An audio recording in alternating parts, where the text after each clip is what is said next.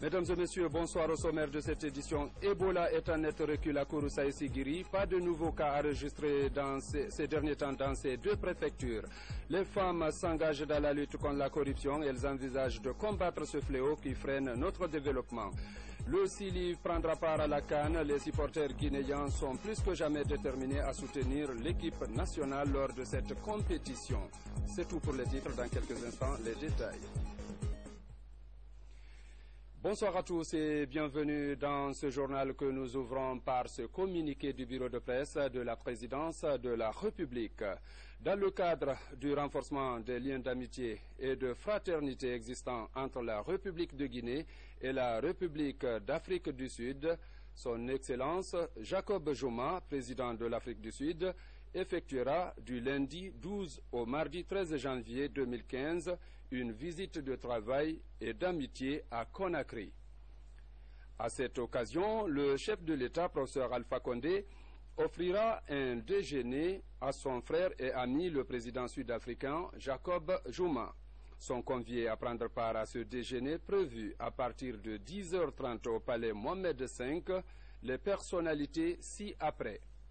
Monsieur le Président de l'Assemblée nationale, Monsieur le Premier ministre, chef du gouvernement, Monsieur le Premier président de la Cour suprême, Monsieur le médiateur de la République, Madame la présidente du CNC, Monsieur le président du Conseil économique et social, Monsieur le grand chancelier des ordres nationaux de Guinée, Monsieur le président de la CENI, Monsieur le chef de file de l'opposition, Mesdames et Messieurs les membres du gouvernement, Mesdames et Messieurs les ministres conseillers à la présidence de la République, Monsieur le chef d'état-major général des armées, Monsieur le haut commandant de la gendarmerie nationale, Monsieur le chef d'état-major des armées terre, de l'air et de la marine, Monsieur le chef d'état-major particulier de la présidence de la République, Messieurs les directeurs généraux de la police et de la douane nationale, Mesdames et Messieurs les chefs de mission diplomatiques et les représentants des organisations internationales, Monsieur le gouverneur de la ville de Conakry, Conakry, le 12 janvier 2015, signé le directeur Moussa Sissé. Nous parlons à présent des audiences du chef de l'État. Professeur Alpha Condé a reçu ce matin à Sékou Touréa le président de la Banque islamique de développement, envoyé spécial du roi d'Arabie Saoudite et le représentant du secrétaire général des Nations Unies. Les entretiens ont porté sur la lutte engagée contre Ebola. Compte rendu Ibrahima Keïta. Le président de la Banque islamique de développement est porteur d'un message du roi d'Arabie Saoudite, Abdallah Ben Abdelaziz El Saoud, message de soutien à la Guinée dans la gestion de la crise Ebola. 35 millions de dollars octroyés au Mali, à la Sierra Leone, au Libéria et à la Guinée. Le geste vise à appuyer les efforts dans la lutte contre Ebola. Pour Dr Ali Mohamed, en tant que pays membre de la Oumma islamique, l'Arabie Saoudite sera aux côtés de la Guinée jusqu'à l'éradication complète de la maladie à virus Ebola. Tirant les leçons de l'impact du virus Ebola sur l'économie guinéenne, l'Arabie Saoudite, par la voix de l'envoyé spécial du roi, s'engage à appuyer les efforts du gouvernement dans le développement du pays.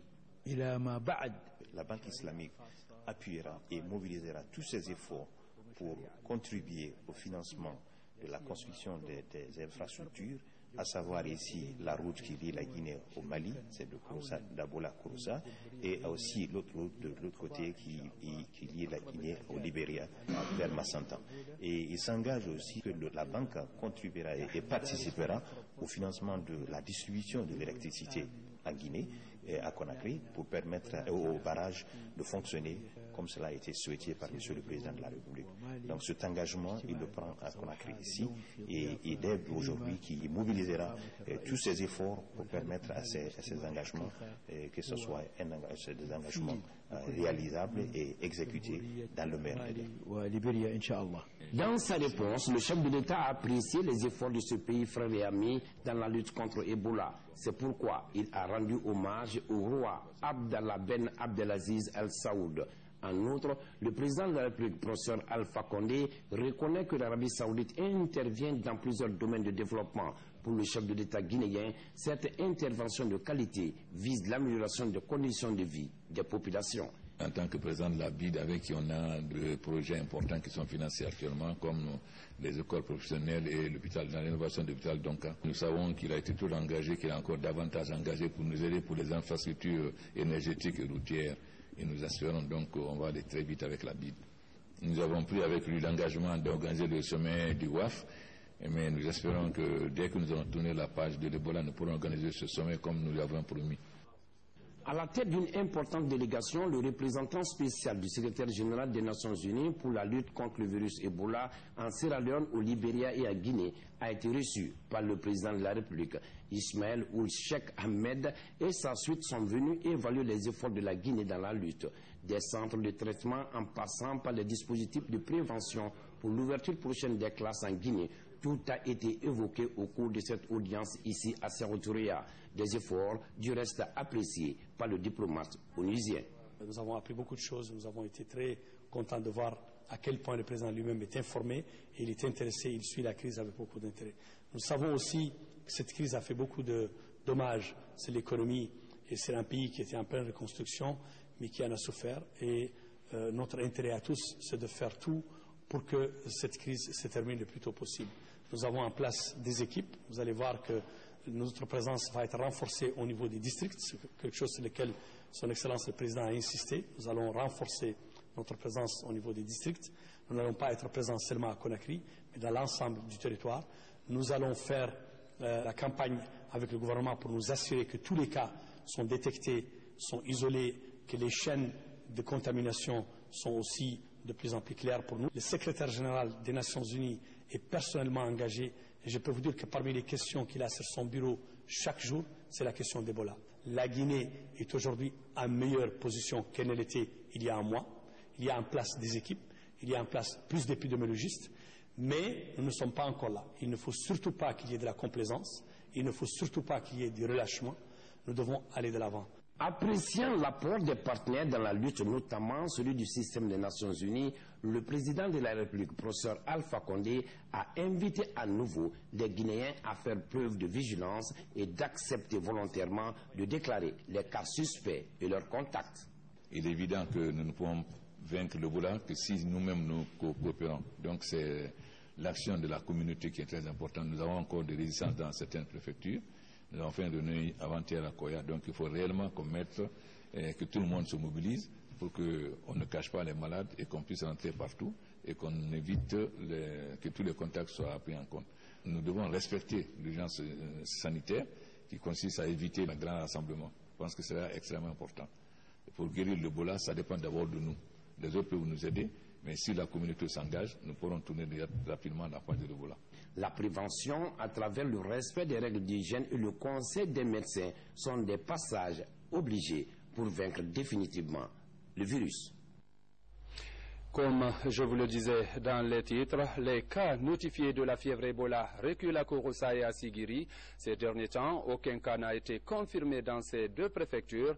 La ministre de l'Action sociale, en tournée dans la région, a insisté sur la vigilance et le respect des mesures édictées par les spécialistes de santé. Reportage Mohamed De Camara.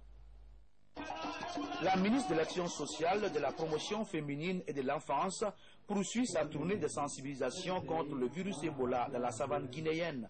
Après Kankan, Sanaba Kaba a mis le cap sur les préfectures de Kouroussa, Mandiana et Sigiri.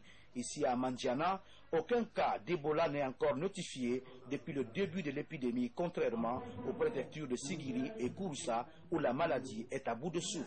Grâce à l'effort de tous, il nous reste dans la préfecture de Sigiri 19 cas sous surveillance. Si cette tendance se maintient, je peux dire que d'ici 10 jours, il n'y aura plus de contact dans la préfecture de Sigiri.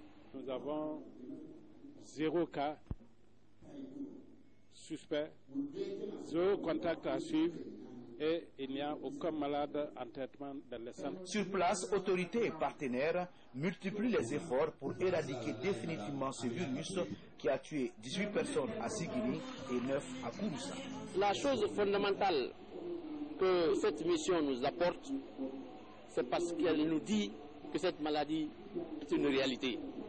Parce que la majorité de nos populations étant analphabètes ne croient pas à cette maladie. Donc nous demandons à ce que ce genre de sensibilisation soit disséminé partout en République de Guinée pour que nos populations à la base comprennent que cette maladie est une réalité. Cette sensibilisation vidéoprojection contre Ebola dans les préfectures de Mandiana, Kouroussa et Sigiri a permis aux populations de ces localités de comprendre les conséquences de la maladie Ebola sur la vie des Guinéens. À l'Abbé également, l'actualité reste dominée par la lutte contre la maladie. Des jeunes sont actuellement en formation dans la localité sur les modes de prévention contre cette épidémie. Objectif, faciliter la sensibilisation. Reportage Falilou Diallo. À l'Abbé, depuis l'annonce des tout premiers cas de malades de la fièvre hémorragique à virus Ebola, les différents acteurs de la société se mobilisent pour bouter cette maladie en dehors de la préfecture. Le patriotisme et la citoyenneté voudraient aujourd'hui que chaque Guinéen se transforme en un soldat contre ce virus Ebola, qui est très facile à vaincre, mais qui ne peut l'être que dans un mouvement d'ensemble où chaque Guinéen, chaque Guinéenne croit en l'existence de la maladie et œuvre dans le sens de son éradication. D'où ce projet initié par le ministère de la Jeunesse qui est celui d'intégrer les jeunes dans cette lutte. À l'Abbé, 130 jeunes sont ciblés dans ce projet. Nous sommes à l'Abbé pour lancer la deuxième phase de cette campagne qui va voir cette fois-ci la formation, le recrutement, la formation et le déploiement de 15 000 jeunes sur l'étendue du territoire qui vont mener la campagne pendant 4 jours pour que la Guinée vienne finalement à bout de cette épidémie. Après cette formation, ces jeunes prendront le chemin des districts et quartiers de l'Abbé pour renforcer la riposte anti-Ebola. Il a déjà été avéré que la jeunesse, en tant que fer de lance, peut s'impliquer dans le cadre des questions également sanitaires. Et cela à 2 niveaux, à l'amont par la sensibilisation à l'avance et après également la maladie dans le cadre de la réinsertion sociale. À travers cette action, à l'Abbé, les différents acteurs entendent matérialiser la volonté zéro Ebola dans 60 jours prise par les autorités à tous les niveaux. Lutte contre Ebola toujours, le comité de base du RPG Arc-en-Ciel de Kissoso Plateau s'implique dans le combat contre le virus. Les membres ont organisé des prières pour implorer la grâce divine pour la fin de l'épidémie dans notre pays. La cérémonie a connu la présence de plusieurs membres du parti. Dans la préfecture de l'Elouma, la commune rurale de l'Insansara dispose désormais d'un poste de santé. Le coût de réalisation est estimé à plus de 3,5 milliards de francs guinéens. Cette structure sanitaire vient combler un grand vide dans la localité. Reportage Mikini Moussa Kamara, rendu en studio par Younousa Tawel Kamara. Cet hôpital flambant neuf est l'œuvre des populations de la sous-préfecture de l'Insansara.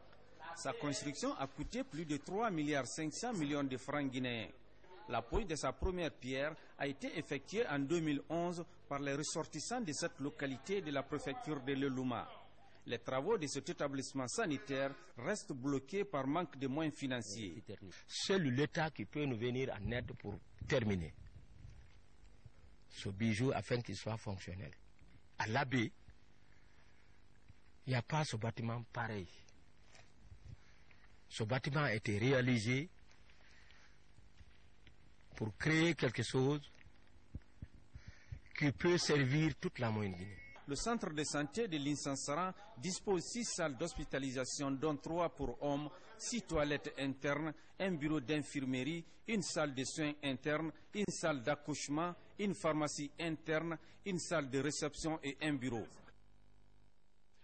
Autre combat également, c'est la lutte contre la corruption. Les femmes de Guinée s'engagent dans le combat. Elles comptent se joindre à la société civile et aux autorités du pays pour éradiquer ce fléau qui perturbe de nos jours notre développement. Explication Marie-Angélique Bangoura.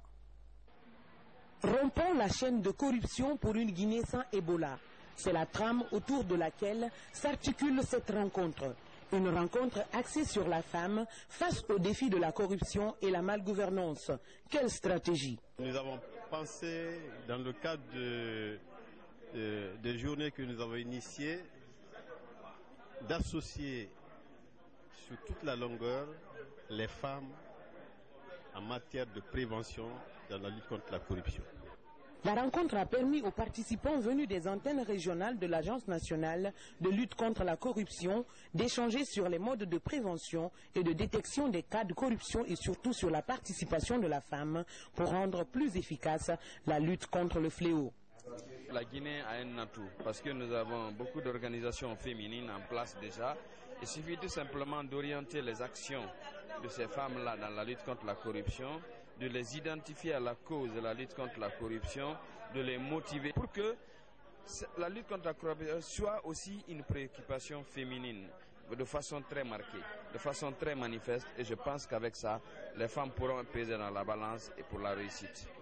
Les femmes font le vœu que leur participation à la lutte contre la corruption change la donne, ce en s'appuyant sur leur position de leader partout dans la société. La femme qui est leader d'association est mieux écoutée par ses collègues. Donc partout elle est dans tous les milieux, elle peut passer le message d'éducation et de sensibilisation par rapport à la lutte contre la corruption. Le challenge pourrait être gagné avec la volonté politique affichée des autorités, doublée de l'adoption très prochaine de la loi anticorruption par l'Assemblée nationale. Autre sujet de l'actualité, c'est la remise ce matin à la RTG du 4e prix Amadou Batouli Diallo. Le prix récompense chaque année les présentateurs et les reporters de la radio nationale qui se sont distingués dans le travail. Une distinction donc qui vise à promouvoir l'excellence au sein de la rédaction du journal Parler. Le nom de...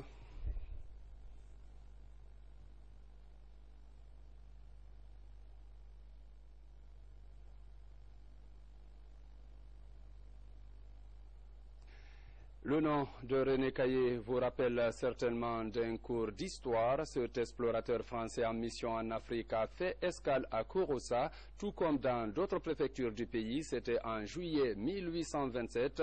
Notre reporter en mission en Haute-Guinée nous fait une pause sur les traces de René Caillé. Suivez. Dans Kouroussa, ce chevreau se repose bien ici, un siècle et demi après le repos de René Caillé au même endroit. Lieu où l'administration coloniale a érigé une stèle pour témoigner le séjour de l'explorateur français dans le Hamana. L'homme était en provenance de Tombouctou, République du Mali. Il rentre à Kouroussa le 17 juillet 1827. Son séjour a duré une semaine. C'est ici où il s'est assis, il faisait ses prises de notes.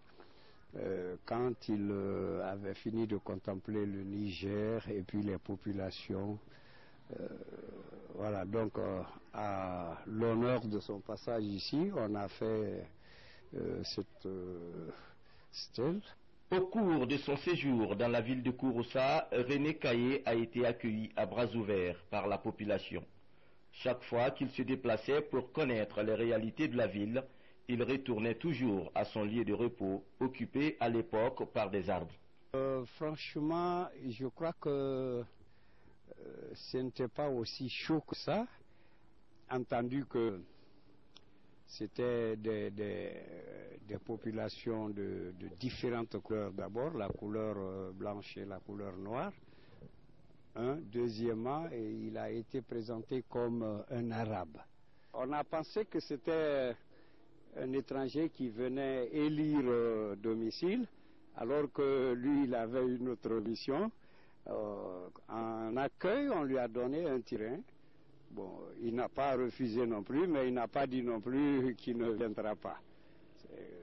C'est là-bas où justement l'église a été construite. La stèle se trouve au quartier Sando. À quelques microns de là, un autre monument est érigé par l'association Barati au rond-point qui porte désormais le nom de René Cailly. À quelques heures de l'ouverture de la 30e édition de la CAN, la Coupe d'Afrique des Nations, les supporters du Sili de Guinée affichent leur optimisme. Dans les rues de Conakry, l'actualité reste dominée par les préparatifs de l'équipe nationale. D'ailleurs, le Sili de Guinée a battu un club marocain et il doit affronter le Sénégal. Alors, que pensent les supporters du Sili? Élément de réponse dans ce reportage de Abdoulaye Diallo. Avec son instrument de musique, cet artiste parcourt les lieux publics et chante pour la victoire du Sili. La CAN n'a pas encore commencé, mais il ne pense plus qu'à la réussite de l'équipe. Je souhaite bonne chance à Sili National, comme tout le monde, et en tant qu'artiste, entraîneur. Donc je souhaite bonne chance à le gouvernement aussi pour continuer à ce qu'ils sont en train de faire. Dans les rues de la capitale, parfois autour du thé, le Sili national est au centre des discussions. Les supporters affichent leur optimisme.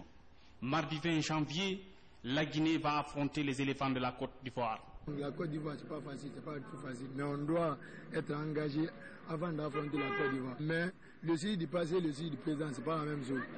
Parce qu'on a des joueurs de talent. La récente victoire du Sili national contre l'équipe olympique du Maroc sur un score de 4-1 à Rabat au titre des préparatifs a galvanisé les citoyens. Désormais, les regards sont tournés vers le match Guinée-Sénégal au compte des matchs amicaux demain mardi. Le Sénégal n'a pas toujours été la bête noire de la Guinée. Moi, dans les années 60, j'ai suivi des victoires de la Guinée contre le Sénégal. Cette dernière version du Sili national a beaucoup de chances de pousser très loin, surtout dans leur poule. Cette 30e édition de la Coupe d'Afrique des Nations, la Guinée aura comme adversaire dans le groupe D les équipes du Cameroun, de la Côte d'Ivoire et du Mali. Restons avec le football pour parler de ce tournoi organisé par les jeunes de la baie dans le cadre de la lutte contre Ebola. En marge de cette sensibilisation, ils ont exprimé leur volonté de soutenir le professeur Alpha Condé lors de prochaines échéances électorales en Guinée. Compte rendu, Cheikh Sankon. Ce tournoi de soutien et de sensibilisation dont la finale s'est jouée au stade Seyfoulaye Diallo de la baie est une initiative du mouvement Femmes et Jeunes pour le développement de la Moyenne Guinée. En mobilisant toute la jeunesse de l'AB et surtout la couche sportive, on s'est dit qu'on sera mieux écouté pour faire passer le message de campagne de sensibilisation. On s'est battu, l'effort qu'on a fourni, c'est pas vain, parce que les gens nous ont écoutés, ils sont avec nous et ils se sont engagés à nous accompagner le professeur Alpha Condé pour qu'il soit réélu en 2015. Cette initiative des jeunes du Fouta est hautement appréciée par les autorités. C'est le sentiment de satisfaction. Je commencerai par remercier le mouvement Jokken Alpha 2015 qui a reçu son coup contre Ebola. Mais de l'autre côté, nous les félicitons pour avoir réussi la mobilisation pour le soutien aux actions du chef de l'État à la baie. Depuis le samedi dernier, aucun contact n'existe dans la région de la baie selon les autorités sanitaires. Ce résultat est le fruit de l'adhésion des populations à l'esprit de changement du professeur Alpha Condé. Un exemple à suivre. Un autre communiqué, cette fois-ci du ministère de la Culture et du Patrimoine historique. Le ministère de la Culture et du Patrimoine historique informe le peuple de Guinée que les obsèques du regretté Ahmed Tidiane Cissé, ministre de la Culture et du Patrimoine historique, décédé le mardi 6 janvier 2015, auront lieu au Palais du Peuple le vendredi 16 janvier 2015 à partir de 8 heures. À cette douloureuse occasion, le ministère de la Culture et du Patrimoine historique invite les hommes de culture, les ensembles artistiques nationaux, les troupes artistiques privées et associatives, les médias, les opérateurs culturels, les associations et ONG culturelles, les communicateurs traditionnels à venir massivement rendre un hommage mérité à l'illustre disparu ce vendredi 16 janvier 2015 à 8 h au Palais du Peuple. Que la terre de Guinée qu'il a tant aimée et servie lui soit légère. Amen.